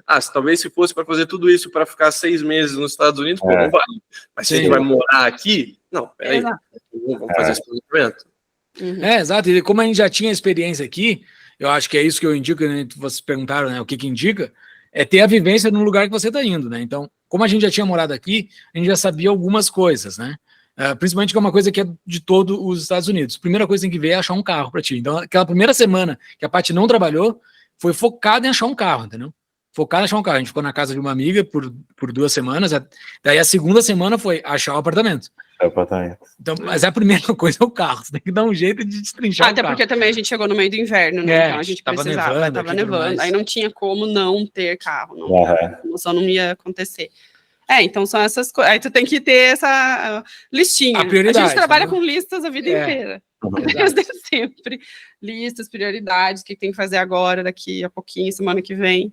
Né, num processo de mudança, assim, que é bem, bem importante. E se tu puder ter apoio de alguém, mesmo no Brasil, a gente teve muito apoio também para nos auxiliar no momento de se desfazer, e aqui, né, quando vem, é bom também, assim, vamos dizer que é quase muito importante. Aquelas coisas que têm valor sentimental, mas não tem valor para ninguém, sabe? Que todo mundo tem na sua casa, né? Aquelas coisas que tu acumula, que tem valor sentimental para ti, por alguma lembrança, a gente pegou e mandou tudo para casa das nossas mães, né? A gente mandou... Pegou uma caixa, mandou naquelas coisas de carroceria de ônibus, né? Mandou. Demorou toda semana para chegar lá, mas chegou. Então lá, um dia a gente traz para cá ainda, não? Estão guardando para nós essas coisas. Não, você quer levar? Não, a gente relembra. Uma mala despachada a mais ia custar um dinheirão para a gente trazer. Não era uma coisa que tu olha todo dia, né? Então, classificar essas coisas que estão muito sentimentais, mas que não tem valor para ninguém, só tem valor para ti. Deixa no Brasil, depois tu traz. Nas nossas vidas a gente vai trazendo aos poucos, né? Não, exatamente esse é a minha estratégia também, minhas fotos de criança, Isso. sabe? Lembrancinhas que recebeu de pessoas pelo tempo, isso tudo tá lá com os meus pais e guardadinho. Tu sabe que é isso, né? Sim. Mas, bom, gente, muito obrigado por ter aceito o convite para o podcast, foi uma baita conversa. Eu gostaria de deixar aberto aqui também agora, Júlio, quem quiser saber mais do seu trabalho, quem quiser saber mais sobre o Tapa, onde que eles podem te encontrar? Tapa da Mão Invisível em todas as redes. Tapa da Mão Invisível vai ser o primeiro que aparecer ali. E Júlio é Júlio Santos Lib. Mas entra no Tapa que tá o meu @ lá dentro. E daí é o nosso podcast que a gente publica um episódio por semana há quase 5 anos já. Quase 5 anos. Tá dando Tapa, 250 episódios. Caraca. E tem bastante coisa lá. Então vai lá, assista o nosso conteúdo. E tem muitas outras coisas para vir aí nos próximos meses. Show. Sensacional. A Sete, inclusive, é patrocinadora oficial do Tapa. A Sete é patrocinadora do Tapa, exatamente, parceira aí. É muito bom ter vocês lá. Isso, escutem o podcast do Júlio também. E, bom, acho que é isso, gente. Muito obrigado novamente, Patrícia, Júlio. E a gente se fala na próxima. Até mais. Tá bom, obrigada, gente. Até mais. Tchau.